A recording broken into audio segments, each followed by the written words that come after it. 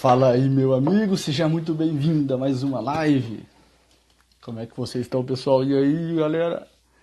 Tranquilos? Todos muito bem? Vamos aguardar o pessoal vir entrando, vir chegando. Sexta-feira, feriadão.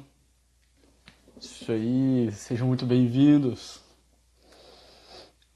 Como é que estão essa força aí? Sexta-feira, feriado, é live nossa, não tem, é isso aí. Sejam todos muito bem-vindos a mais uma live, sejam bem-vindos. Boa noite, boa noite. Vocês já sabem o que nós vamos falar hoje aqui? Hoje vai ser top, hoje vai ser muito bom. Uma live com a dona Rebeca. A gente vai falar sobre... Quem é que sabe o tema aí? Quem é que sabe o tema? Pornografia, maturidade e amadurecimento. Acho que é isso mesmo que a gente colocou ali, não foi? Ou pornografia, necessidade de amor e amadurecimento. Pornografia, personalidade e amadurecimento. Show de bola. Tá? Sejam todos muito bem-vindos. Vamos ver aqui. Deixa eu chamar.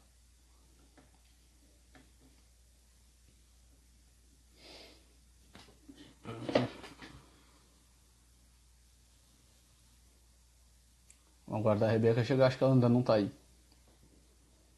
Acho que ela não está ainda. Como é que vocês estão, pessoal? Tudo bem? Tudo tranquilo? Tudo beleza? Boa noite, boa noite, boa noite. O que vocês estão achando do perfil aí? O que vocês estão achando do Instagram? Desse meu Instagram? Eles estão conseguindo serem ajudados? Espero que sim. Tá, a gente espera que sim. Tô aguardando a minha convidada aparecer por aqui. E aí, galera, beleza? Isso aí. Isso aí, isso aí. Sejam todos bem-vindos. Tô aguardando a Rebeca chegar pra gente começar, tá? Pra gente começar, a gente vai tratar de um assunto aqui, né? Um tema que a gente colocou ali, né? Pornografia, personalidade e amadurecimento. Esse tema é muito, muito importante. Vocês não têm ideia de quantos relatos a gente recebe aqui de pessoas que tiveram suas vidas destruídas pela pornografia, né? Suas famílias destruídas pela pornografia.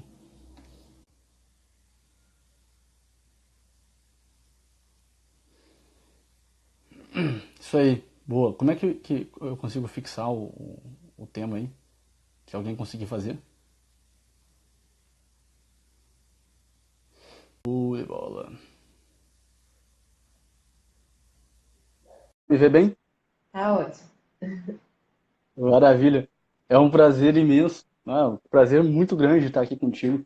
Eu lembro quando eu entrei no Instagram, logo eu falei assim, deixa eu ver o pessoal da psicologia aqui para poder seguir a galera. Daí eu falei, putz, esse perfil aqui é top, daí vi o teu lá. Então, assim, é um prazer muito grande poder estar aqui contigo, poder conversar contigo, né, de um tema que eu particularmente me dedico, né, que eu particularmente gosto, né, gosto de ajudar as pessoas que estão nesse problema. Então, seja muito bem-vinda. Muito obrigada, Miguel. É um prazer muito grande para mim também, viu? Desde o momento que a gente conversou pela primeira vez e pensamos na ideia da live, né? Eu fiquei muito feliz. A gente estava esperando um momento para que isso pudesse acontecer, porque o seu trabalho tem me ajudado muito também na clínica, no trabalho que eu desenvolvo também, né, dentro da comunidade que eu faço parte. Então, assim como você me alcança e me ajuda a ajudar outras pessoas, você tem feito isso brilhantemente. Então, é um prazer muito grande estar aqui hoje. Show de bola. Pessoal, sejam todos muito bem-vindos, fiquem à vontade, estamos todos em casa, tá? Ah, Rebeca, se puder te apresentar, falar pro pessoal aí. A Rebeca é psicóloga, mora onde mesmo? Eu sou de João Pessoa, Paraíba. Então, pessoal, eu sou psicóloga, né, como o Miguel acabou de falar, e eu trabalho tanto na clínica quanto sou professora. E hoje também eu vou trazer um pouquinho daquilo que eu estudei um pouco lá no meu doutorado, que eu trabalhei com a parte de neurociência social. Então, que é exatamente essa ponte entre a neurociência e o comportamento social e como é que isso está relacionado. E o como esse assunto tem a ver com o que a gente vai discutir hoje. bastante, né? E muita gente desconhece. Então, usar um pouquinho a ciência a serviço de tantas outras coisas que a gente vem trabalhando aqui, né? Então é isso. Eu sou logoterapeuta também, trabalho a partir da perspectiva da logoterapia. Maravilha. Maravilha. Então vamos começar. Vamos começar, vamos entrar já mesmo no tema. Né? O pessoal que já acompanha a gente, né, sabe mais ou menos como é que a gente né, tem insistido tanto nesse problema da pornografia. Eu estava conversando com eles aqui antes, Rebeca, antes de você chegar. Caramba, quanta gente manda, né, pedidos de ajuda e de socorro por conta desse mal, né, por conta do mal da pornografia. Sim. Quantas mulheres, né, que pedem ajuda por causa dos seus maridos, quantas famílias, né, vão indo por água abaixo só por causa de um problema, né, de um negócio que está numa tela, né, de um computador, de um celular, né? Por que daí já entrando mesmo no negócio da neurociência, assim, a partir dessa perspectiva da neurociência, por que o sujeito ele se prende tanto ao negócio que está numa tela ali e ele não consegue, vamos dizer assim, sair daquilo? Certo. Então, né, antes de falar um pouquinho da neurociência, só fazer uma introduçãozinha, existe algo, né, que está relacionado a isso, e se a gente pegar esse assunto da pornografia, os vícios no geral, a gente vê que existe uma relação muito forte a nível antropológico, a nível espiritual, psicológico, neurobiológico, e a gente tem como relacionar tudo isso. Então, nós vemos na própria sociedade um incentivo muito grande a essa cultura do prazer, né? Então, cada vez mais essa busca pelo prazer, ela é muito forte, né? E aí, Viktor Frankl, né, que é o teórico da logoterapia, ele vai dizer, quanto mais, né, a gente busca o prazer, a gente coloca ele como alvo, mais a gente erra a mira. Então, a gente fica ali numa busca constante por aquilo ali, que nunca chega, porque a gente está sempre errando a mira. Então, a gente deposita essa necessidade, né? E aí a gente vê que a própria psicologia, em certo ponto, ela incentiva isso, né? Você vê aí algumas abordagens psicológicas que vão falar muito fortemente da questão da busca pelo prazer, e o ser humano, ele caminha em direção ao prazer. Então, a gente vai ver isso a um nível antropológico, a sociedade caminhando em busca disso. A gente vai ver isso, a psicologia ali, parte dela atrelada a isso, espiritualmente também. E aí, onde é que a neurociência entra aí para que a gente entenda como é que esse processo, de fato, ele acontece? Então, nós temos sistemas, certo? Sistemas de recompensa. Então, por exemplo, a gente tem um sistema dopaminérgico, que ele é um sistema de recompensa. E o que é que acontece? Naturalmente, aqueles comportamentos que nós temos, inclusive que servem para a preservação da espécie, até como, por exemplo, o sexo, a comida, eles dão um certo prazer, certo? E esse sistema ali, ele é liberado, ele é ativado. Só que o que é que acontece? Em determinado momento, isso aí começou a ser artificializado. Então, aquilo que era natural tornou-se artificial. Então, se esse sistema, que é um sistema voltado para o prazer, ou seja, quando eu ativo o sistema dopaminérgico, isso me dá a sensação de prazer. Por isso que é tão bom comer, entende? O sexo, a comida, eles geram isso. Só que o que é que acontece? O que a pornografia faz é dar a isso uma dimensão artificial.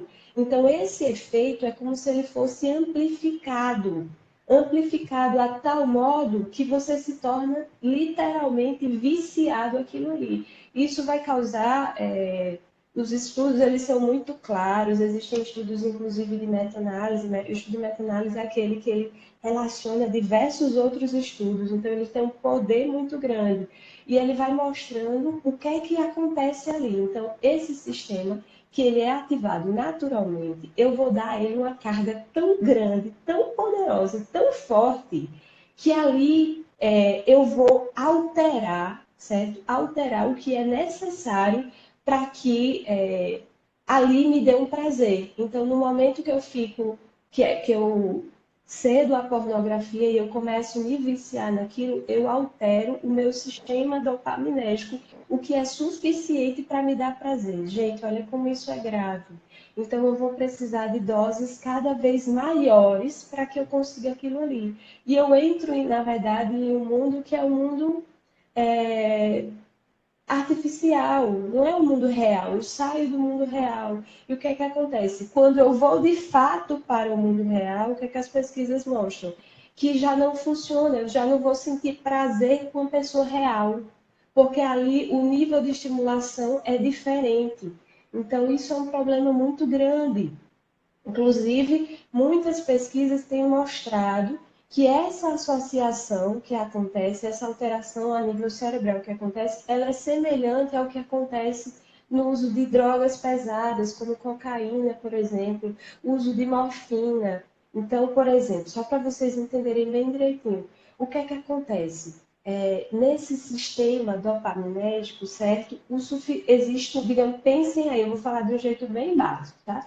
Pensem em uma linha e o necessário para ativar aquela linha e me dar uma sensação de prazer, tá certo? Um limite. A cocaína, ela faz isso a 300%, certo? Ela eleva isso a 300%. O orgasmo sexual, por exemplo, a 200%.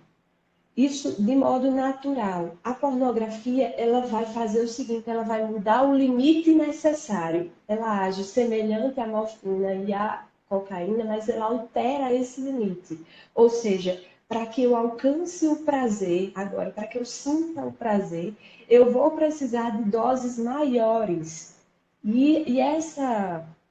Esse efeito, Miguel, ele não para por aí, como você bem sabe. Então, além de alterar o sistema dopaminérgico e como ele funciona, ele vai alcançar outras dimensões cerebrais, né? Uma muito especial, que inclusive foi o objeto de estudo da minha tese, que é o córtex pré-frontal.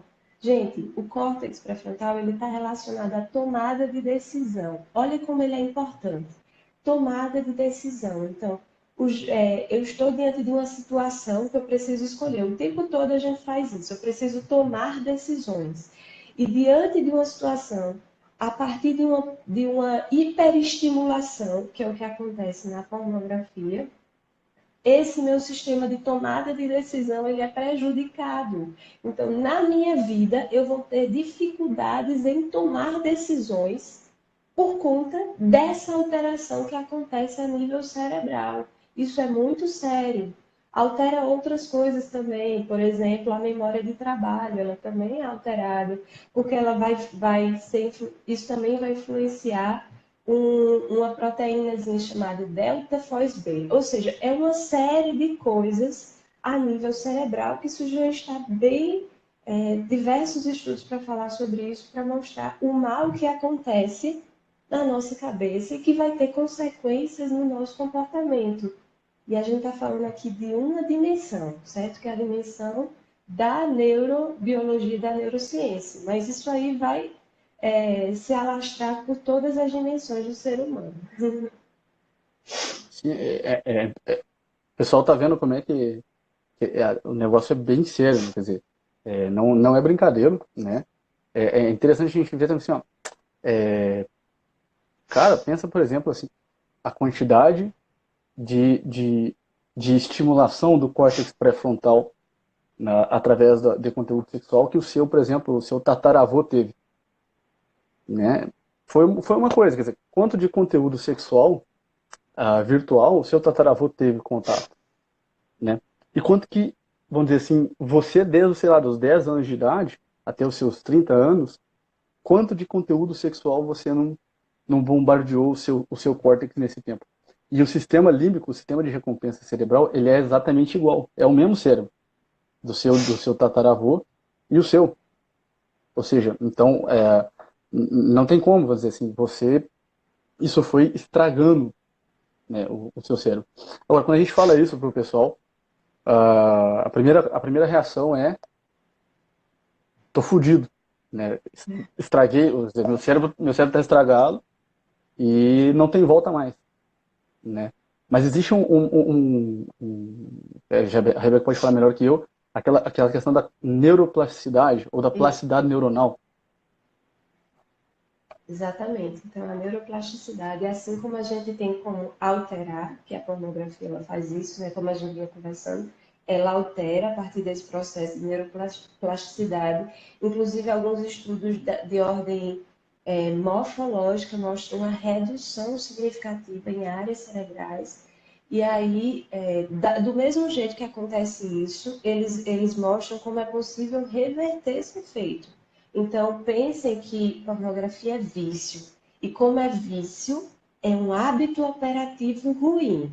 Então, eu criei ali um hábito, e esse hábito teve consequências. Agora eu vou fazer o processo de reversão do hábito, e aos poucos vai ter alguns efeitos ainda que vão ali ficar, mas é possível a gente ir fazendo esse processo de reversão. Então, como o cérebro ali ele foi, né, sofrendo aquelas alterações, quando a gente começa ali, igual, semelhante ali ao cérebro de um viciado em cocaína e drogas pesadas, como eu falei. Então, vai ter uma alteração, algumas alterações elas vão perdurar, mas é possível ali, depois de um processo, né, que vai demorar um tempo, precisa de certa persistência, e a gente vai falar sobre isso, vai precisar, né, de virtudes, né, para que a gente consiga, de fato, ter ali uma melhora, né?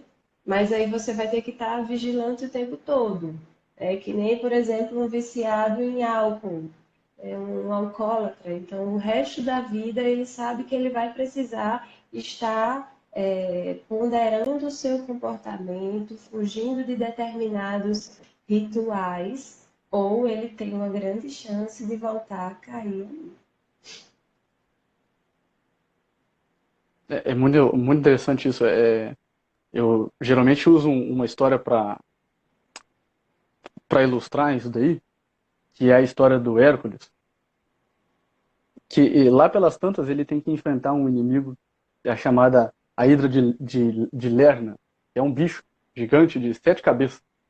Ele entra naquela caverna e ele encontra um bicho de 7 cabeças. E ele consegue ir arrancando todas aquelas cabeças e cortando todas aquelas cabeças fora. Mas é engraçado que essa Hidra, ela tem uma cabeça que não morre. Se o pessoal ver a história lá, vocês vão ver o seguinte: ele consegue matar 6 cabeças e tem uma que ela é imortal. Ele não consegue cortar ela. Então, o que ele faz? Ele consegue dar uma porrada nela, ela fica um pouco tonta, né? Ela cambaleia um pouco, ela cai no chão e ele coloca uma pedra pesada em cima. E a história está aí para mostrar para nós que quer dizer que então, assim, aquele bicho ele não morreu, ele está dormindo. Então essa história tá aí para dizer para nós, quer dizer que existe, né? Você não vai conseguir tirar todos os teus vícios. Existe Sim, sempre um vício, vamos dizer assim, que você vai ter que sempre deixar ele dormindo. Né? São Paulo depois vai dizer que é o espinho na carne. sim, Né? Mas então o com sujeito, certeza. né, como nós temos aqui a pornografia, de repente assim, esse vício ele vai ficar sempre dormindo dentro de você. Ele vai ficar sempre adormecido ali dentro de você. Exatamente. Você falando dos contos, eu me lembrava também, tem dois contos que eu gosto bastante que representam isso, né?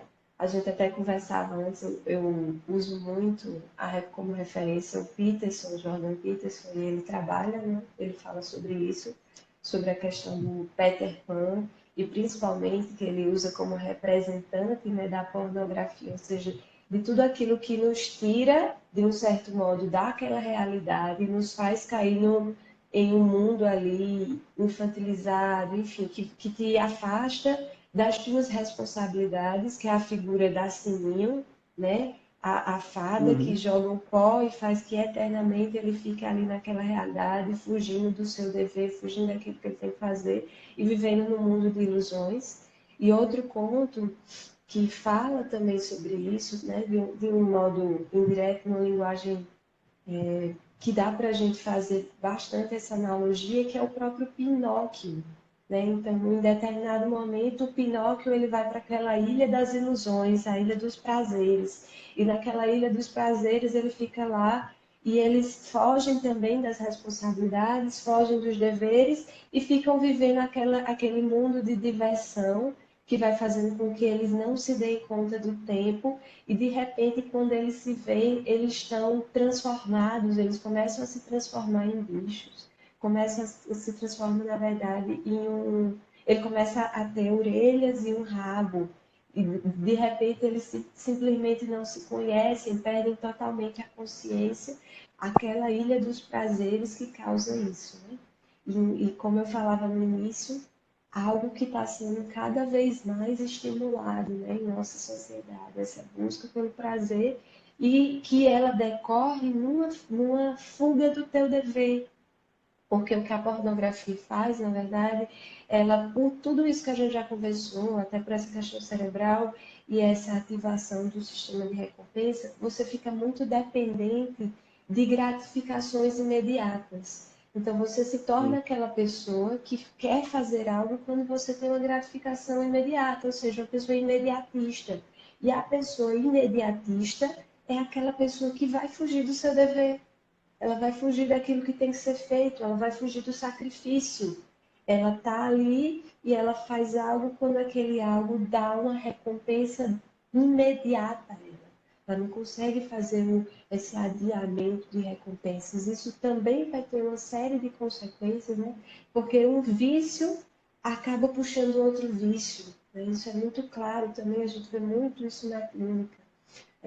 Eu tenho acompanhado agora, recente, quando a gente conversou, eu tinha te dito que eu não estava acompanhando nenhum caso, agora eu tenho acompanhado, e é muito claro isso, um vício que vai puxando outro vício, então começa com coisa, com a procrastinação, não estou com preguiça de estudar o que eu tenho para estudar, aí eu vou ficar vadiando na internet, quando vai ver, cai na pornografia, e aí por aí vai, uma coisa que puxa a outra, masturbação, já a culpa, porque nem fiz o que deveria fazer, e aí você começa, como eu falei lá na live sobre procrastinação, né? Você começa a pensar em você mesmo de um modo muito desprezível.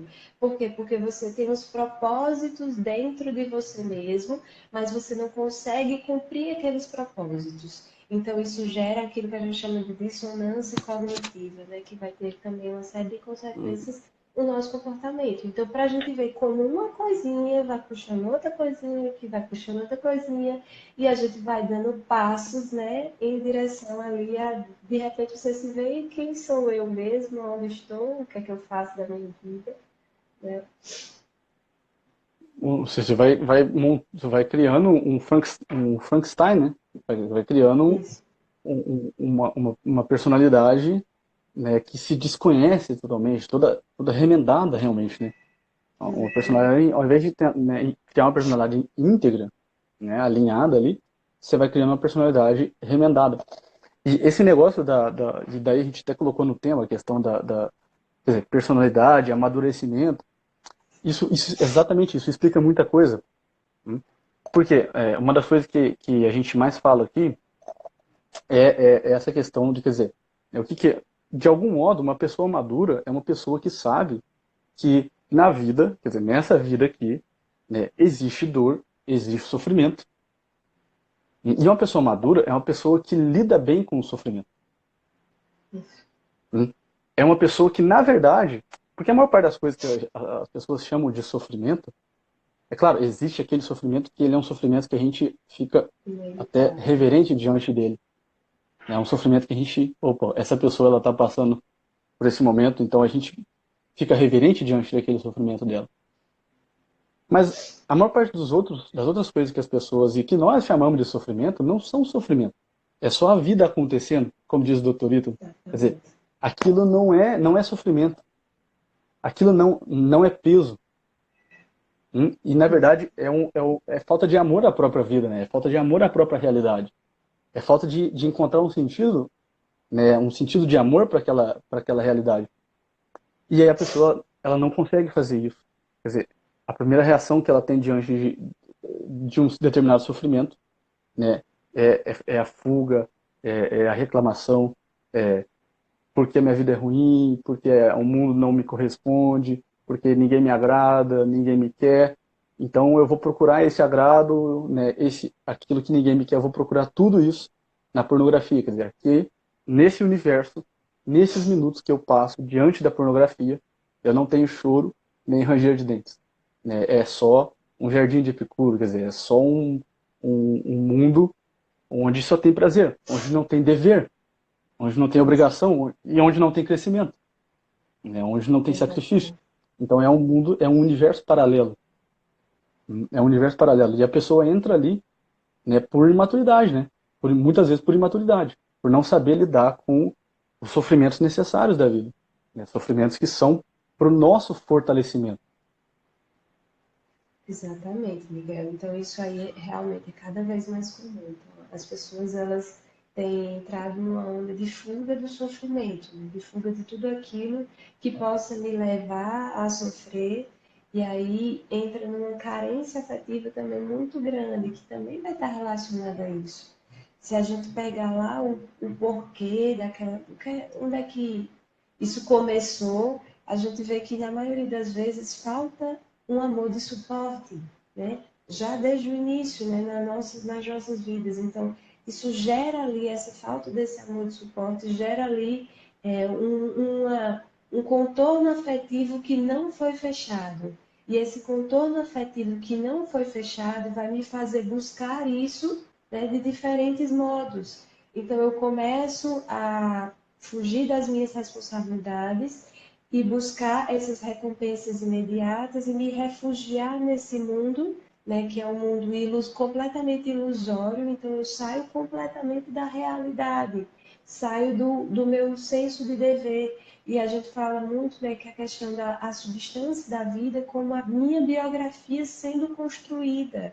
Então, que tipo de biografia é essa que eu estou construindo, que simplesmente eu busco aquilo que me dá recompensa e fujo de tudo aquilo que é o meu dever exato no mundo. Então, uma hora ou outra, isso pesa pra caramba em mim mesmo. Então, como é que você passa a não se respeitar mais enquanto pessoa?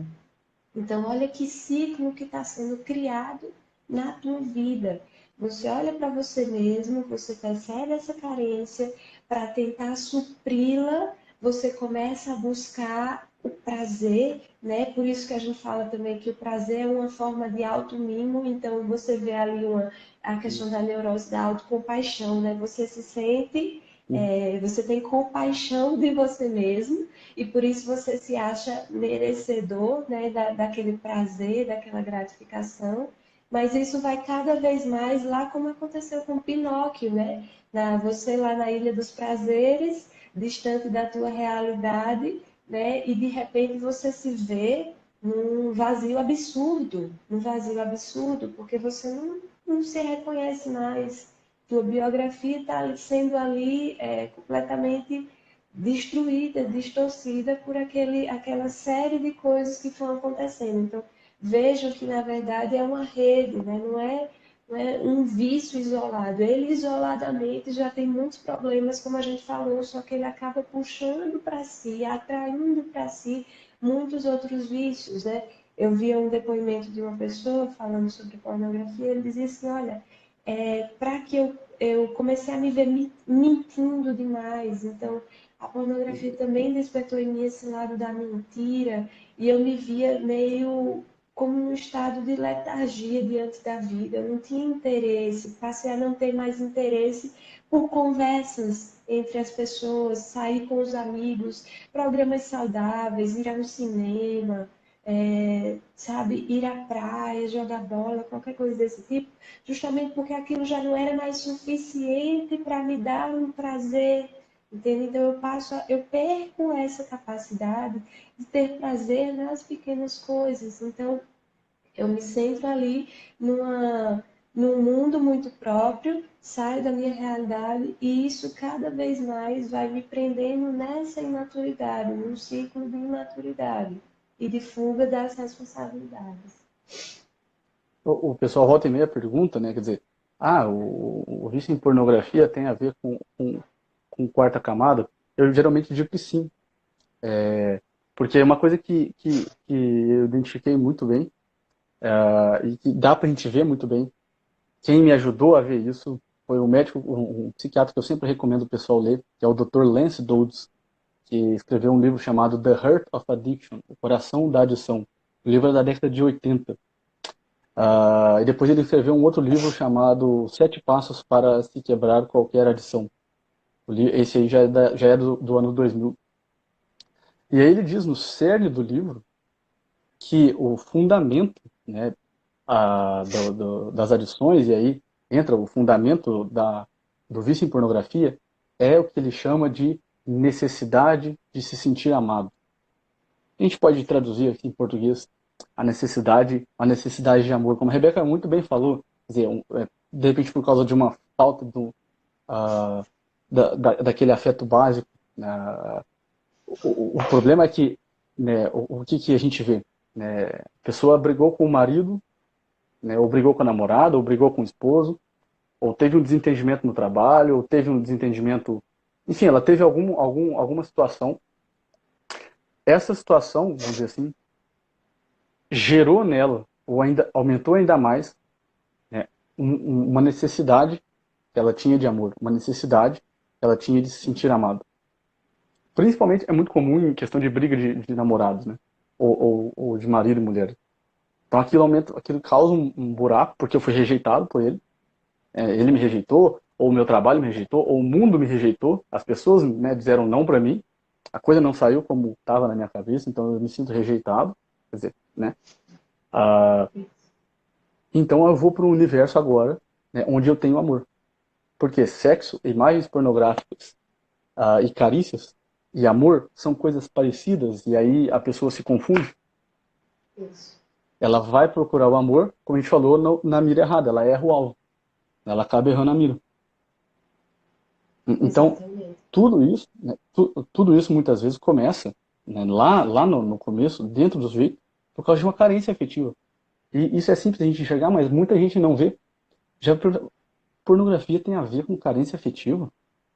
Eu estou me sentindo carente. Eu já ouvi uma vez, né, a pessoa dizendo, no momento em que eu estava assistindo pornografia, era como se eu me sentisse abraçada. Então, você vê como que a coisa às vezes fica quase psicótica, né? Quase Sim. que bem real, né? Interessante, Miguel, que tem os estudos que vão mostrar uma dissociação na hora do consumo de pornografia entre o querer e o gostar. Isso é muito interessante. E acontece também em outras drogas.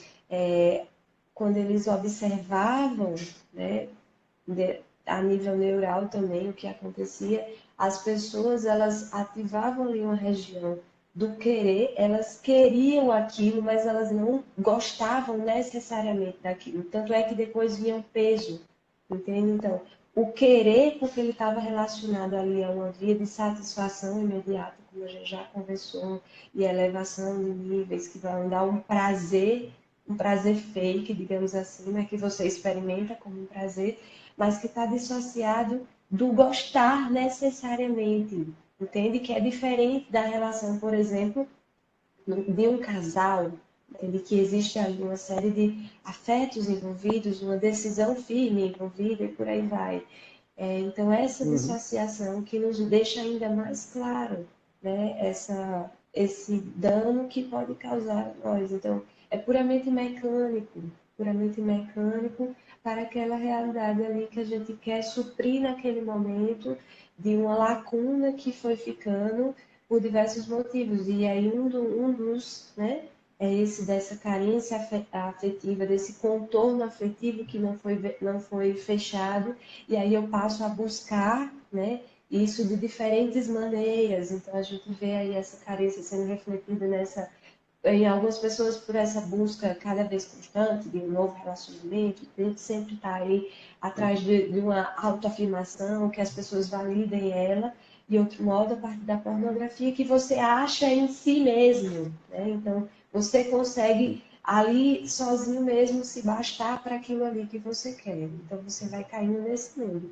E aí tem outro detalhe também extremamente importante, né? Que como eu falei, a própria psicologia, ela vem como parte dela, né, como uma coisa positiva.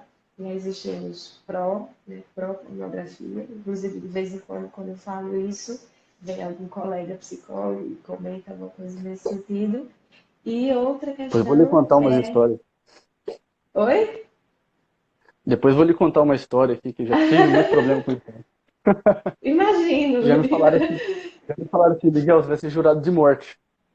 Nossa, meu Deus!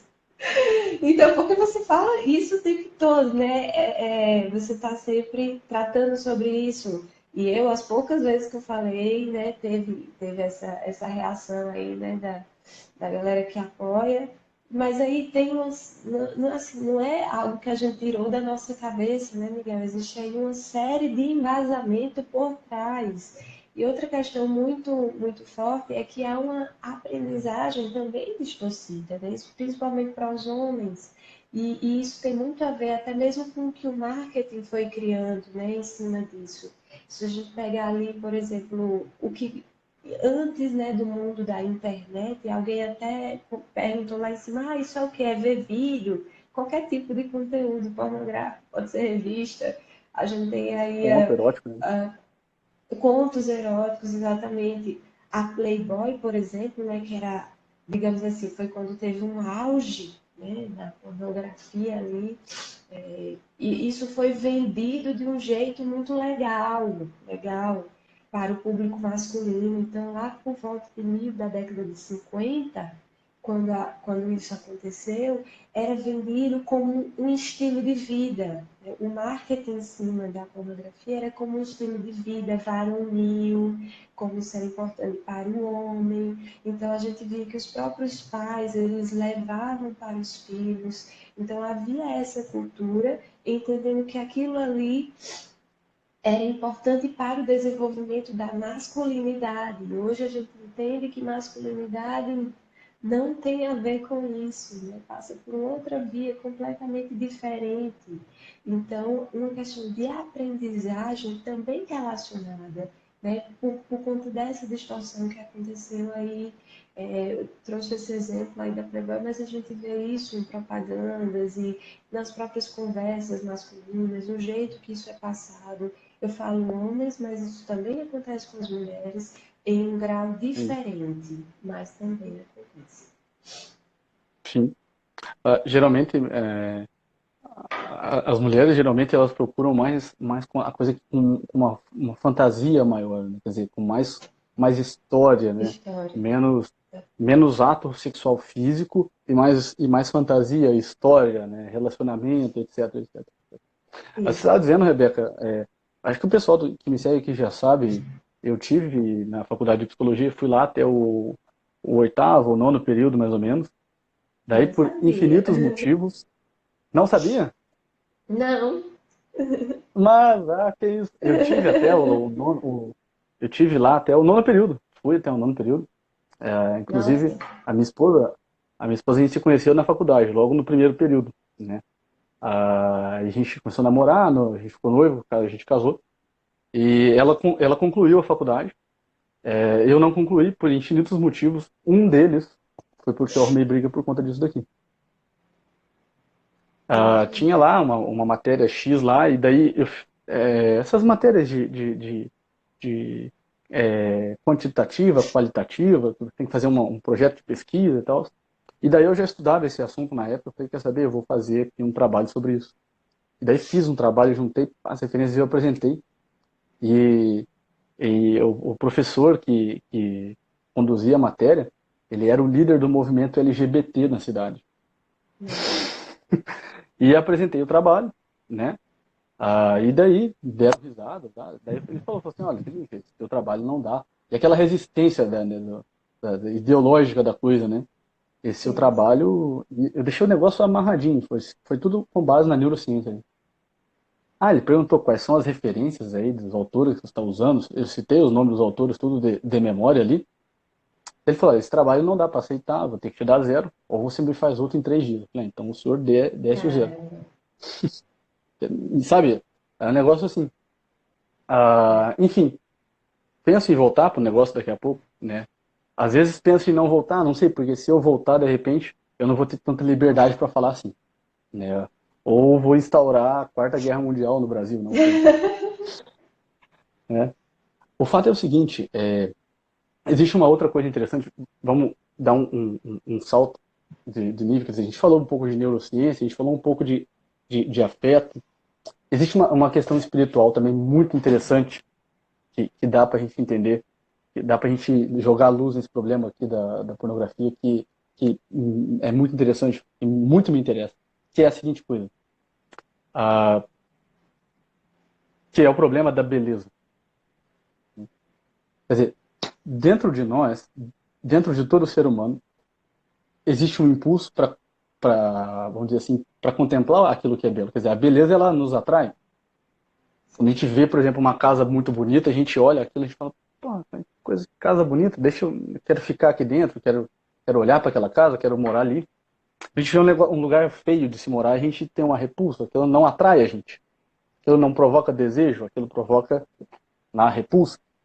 Então, Sim, vamos dizer assim, existe dentro de nós né, algo que vem do nosso espírito, que é uma tendência a gostar do belo. sim, É uma atração pelo belo. Né? E é por isso que muitas vezes a gente não pode julgar a pessoa que ela se perde no mundo da pornografia. Né? Porque vamos pensar assim, olha só, existe então o espírito da pessoa, tá? Existe o intelecto, vamos dizer assim, o espírito, existe a consciência, existe a mente, vamos falar. Pode ser que na, o impulso por assistir pornografia, originariamente, ele era algo bom. Pode ser que o impulso inicial tenha sido um impulso de, opa, procure a beleza, contemple o belo. E isso veio do espírito, quer dizer, isso é algo que todos nós temos, isso veio do espírito. Só que o caminho entre o espírito e a tua consciência, a tua mente, sei lá, dê o nome que você quiser, esse meio de campo, ele está sujo.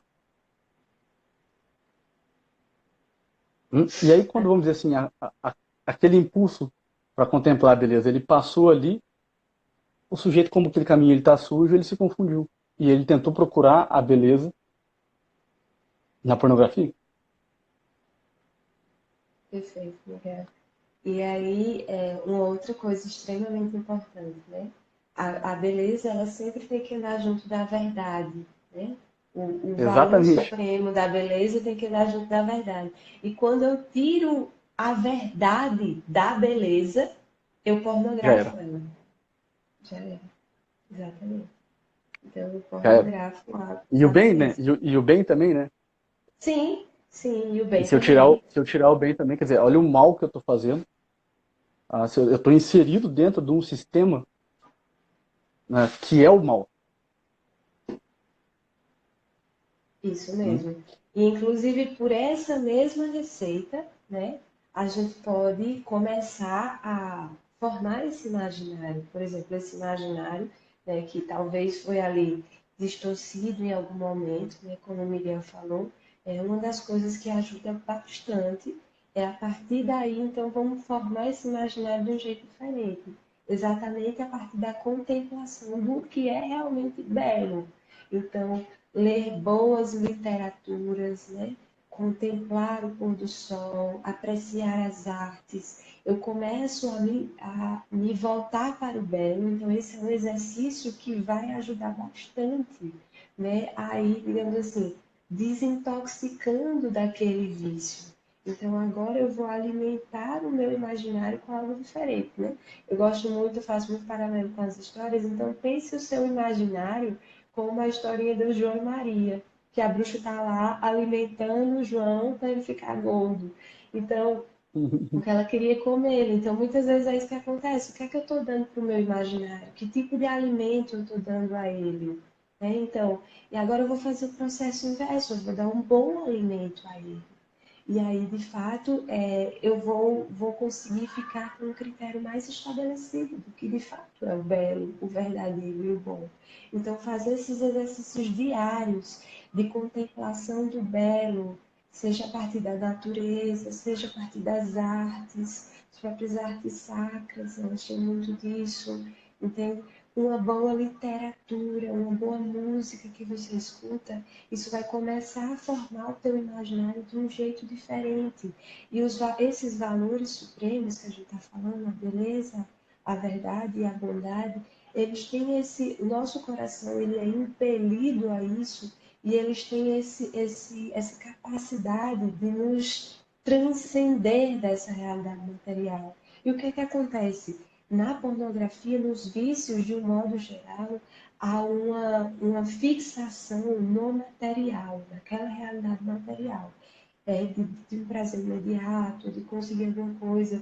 E quando eu começo a contemplar a beleza, a verdade e a bondade, elas me transcendem para uma realidade que ela é imaterial, uma realidade espiritual. Então, isso eleva de fato o meu ser. Então, essa é uma via muito importante de busca de maturidade, de busca de crescimento enquanto pessoa. Então, busquem aquilo que é verdadeiro, que é bom e que é belo. Busquem observar e conseguir alcançar o prazer em coisas simples, que é o que eu falei lá, que é perdido também a parte do vício. Porque você vai se viciando em uma dosagem cada vez maior, então você perde a capacidade de conseguir encontrar a beleza no simples, sabe? De conseguir apreciar o belo, uma flor que você encontra, uma pequena coisa. Então, se a gente começa esse processo, a gente volta essa capacidade, volta o nosso olhar para essas coisas.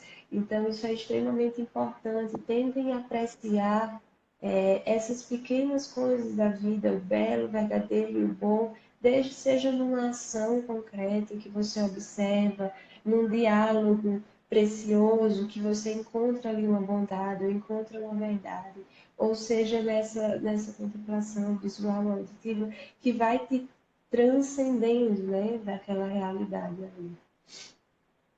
Quer A complementar, frase Miguel? da, a frase da famosa, né? Acontece que às vezes Deus me tira a poesia e eu olho para a pedra e eu vejo só pedra mesmo, né? Da Exatamente. Adélia Prado. Quer dizer, Sim, então eu falo, meus filhos, amem a vida de vocês, amem a realidade de vocês, né? Cara, quanto que é bom você fazer isso. Quer dizer, o quanto que é bom você poder olhar, né, como a Rebeca disse, assim, olhar para o céu, olhar para cima, olhar para as árvores e enxergar o tanto que aquilo é bom. isso. E esses pequenos atos, né, vão te preenchendo espiritualmente. Isso não vai resolver o seu problema se você fizer isso hoje, de hoje para amanhã. Não, você vai estar sendo imediatista de novo. Mas você vai preenchendo a sua vida com coisas verdadeiras, com coisas reais. E isso vai saciando essa vontade de beleza, isso vai saciando, tá? Essa sede que o nosso coração tem de beleza, de bondade, de verdade. Acontece que é o seguinte, beleza, bondade de verdade, você vai ter que cavar para achar. Você vai ter que trabalhar, você vai ter que fazer alguma coisa. Em vez de você ficar sentado assim de braço cruzado, não, você vai ter que procurar, você vai ter que trabalhar para isso. Hum? E aí, Exatamente. assim, aí a sua vida ela vai se desenhando novamente. Né? E eu acredito, a gente não estaria aqui, pô, numa sexta-feira, né, não sei quantos anos já, de proclamação de república, às 22h20, se a gente não acreditasse, se a gente não acreditasse que vocês podem sair dessa. A gente não estaria aqui. Se eu falasse, não, o cara que está viciado em pornografia, ele não tem jeito mais. Né? Eu não estava aqui agora. Eu não estava aqui conversando com a Rebeca sobre isso. Né? Se a gente está aqui conversando sobre isso, é porque a gente acredita que vocês podem daqui 5 anos. Como é que você quer a sua vida? Como é que você quer? Onde é que você quer estar com a tua vida daqui 5 anos? Daqui 10 anos? Você quer estar daqui 5 anos viciado na mesma coisa? Quer estar na mesma? Isso vai depender de você. Aí tem uma outra coisa, né, Rebeca, que é a questão, né, você pode falar muito bem, que é a questão da liberdade, a questão da responsabilidade, né? Geralmente, Sim, o que eu vejo é que pessoas que se viciam em pornografia, muitas vezes, querem se escorar em alguma causa, né, e transferir a responsabilidade daquele ato para alguma coisa, né? E assim, aí daqui a pouco os caras vão sair daqui falando assim, ó, ah não, eu busco pornografia porque eu sou carente, então eu tenho aqui todo o meu direito de buscar pornografia, porque eu sou carente mesmo. Não é isso, né? Você é mortalmente livre, né? isso, exatamente. Então, como o Frank fala, né, o ser humano não é livre de tantas circunstâncias que lhe acontecem, certo? Então, por exemplo, aquilo que passou, teu histórico de vício, você não é livre desse histórico, do passado, mas você sempre é livre para. O ser humano não é livre de, mas ele é livre para escolher como agir daqui para frente, entende? Então, olhar para o que passou, extrair os frutos, saber, por exemplo, quais vão ser teus princípios de queda.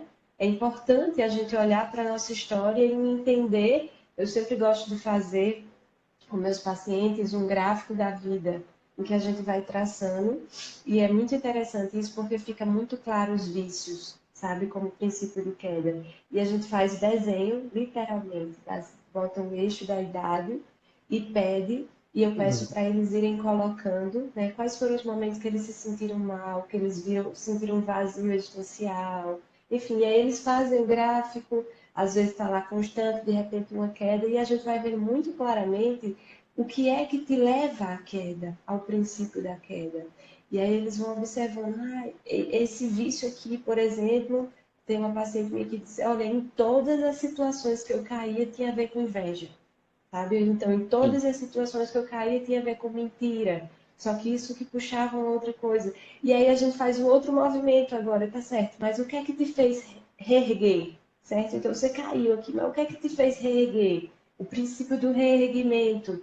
E aí a gente vai vendo ali o que é que, qual elemento ela encontrou para puxar e sair daquele processo. E esses elementos, às vezes ela tem uma paciente que foi, Rebeca, isso aqui foi porque foi a minha fé, ou então foi a minha família, eu encontrei bons amigos e por aí vai. E a gente precisa entender qual é esse elemento de queda, né? Quais os elementos que me levam à queda, me levam ali a trilhar um caminho ruim, e quais são os meus elementos de reerguimento. E aí eu aconselho muito, né, diante de tudo isso que Miguel falou, a gente está no final do ano, já novembro. Então, olhem para a vida de vocês, né? Com essa visão, né, do que passou, eu não sou livre daquilo que passou, mas sou livre para olhar, inclusive para olhar para aquilo que passou de um jeito diferente, conseguindo ressignificar, e para o que eu vou fazer daqui para frente. Então, escolher o que fazer daqui para frente, né, essa liberdade de escolher o que fazer daqui para frente, ela é fundamental. E o caminho das virtudes, né, a gente fala muito aqui dos vícios, mas você começa a trilhar um caminho de virtudes. Olha para a tua vida e vê quais são os vícios que estão te dominando. Esses vícios, eles representam uma sede de algo. Eles representam uma sede de algo. Miguel falou da pornografia, que muitas vezes ali pode representar uma sede de beleza que foi distorcida, mas todos os vícios, eles representam uma sede de algo que houve uma distorção no meio do caminho. E essa sede, você pode tentar preencher a partir de uma via de virtude e não de vício. Então começa a ver que tipo de coisa te leva a cair e agora ver que tipo de gancho você pode usar para que você permaneça firme. Agora com um propósito diferente, um propósito de crescimento, de amadurecimento humano. Então isso é extremamente importante. Por exemplo, na questão da pornografia, tem a temperança. E como a temperança ela vai ser importante, essa virtude, para nos ajudar de fato, achar ali uma pureza de alma, né? E você saber dosar as coisas bem, mas não só, às vezes você pode traçar ali uma coisinha pequena, que se você consegue, lembre, vício é hábito, virtude também é hábito, só que vício é um hábito operativo que ele é ruim, que ele é danoso, que ele é nocivo, e a virtude é um hábito operativo que ele é bom, que ele te leva ao crescimento, ele te leva ao amadurecimento humano. Então, olha e vê qual é a virtude que vai te ajudar nessa superação desse vício e começa a trilhar esse caminho diariamente, diariamente. Então, o que é que eu posso fazer? Por exemplo, se me falta autocontrole, porque está muito relacionado, né? As pessoas, mas eu não consigo me controlar. Se te falta autocontrole, começa a praticar, né, aquilo que ajuda no autocontrole. Por exemplo, a prática do jejum ajuda muito no autocontrole, independente de um princípio cristão mesmo, inclusive, certo? Então, independente de um princípio Uma arte marcial cristão, que seja também vai ajudar nisso daí. uma arte marcial, perfeito, ajuda muito nesse autocontrole. Né? Eu aí sou adepta do jiu-jitsu muito fortemente, então Ah, recomendo. Então, no geral, minha gente, então, o que é que te leva, né, a esse princípio de queda? É a falta de autocontrole. E essa falta de autocontrole pode se manifestar de N formas. Pornografia, aquelas pessoas que falam demais, falam mais que deveria, impulsivo, irascível, enfim, diversas coisas. E aí você começa a traçar o caminho de autocontrole a partir da via das virtudes. Então, sei lá, jejum de opinião, se é o caso de falar demais, a questão da comida, a questão das artes marciais. Às vezes eu passo para o meu paciente silêncio, 15 minutos de silêncio, no início do dia, no meio do dia, no final do dia, para pensar sobre a a vida. Isso é dificuldade que as pessoas têm autocontrole. para fazer isso, né? Tem muita, e ainda eu peço para registrar essa dificuldade, entende? O que é que vem na tua cabeça que quer te roubar naquele momento? Então, se eu começo a trilhar isso todos os dias, eu começo meu dia, né? Eu vi que Inês estava ali, isso aí eu aprendi com ela, inclusive, eu começo o meu dia, né? Falando ali qual o propósito que eu tenho para aquele dia, e eu começo a examinar esse propósito lá no meio do dia, lá no final do dia. Isso vai me ajudar bastante nesse desenvolvimento da virtude da temperança também, a partir dessa via da reflexão, do silêncio. Então, é isso. Comece a observar quais são os vícios que te levam a esse princípio de queda desde o início. Às vezes como eu falei, a procrastinação, o tédio, certo? Gente, tédio é péssimo.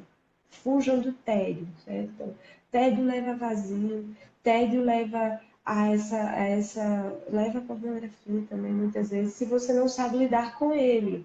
Você precisa aprender a lidar com ele. Se você ainda não sabe, não fiquem tediosos, né? Procure alguma coisa para fazer e vão treinando esse aos poucos, esse momento de recolhimento que é extremamente importante, que muita gente não sabe lidar com ele. Então, começa esses momentos de recolhimento para que a partir dali você consiga ir vendo esses frutos na tua vida.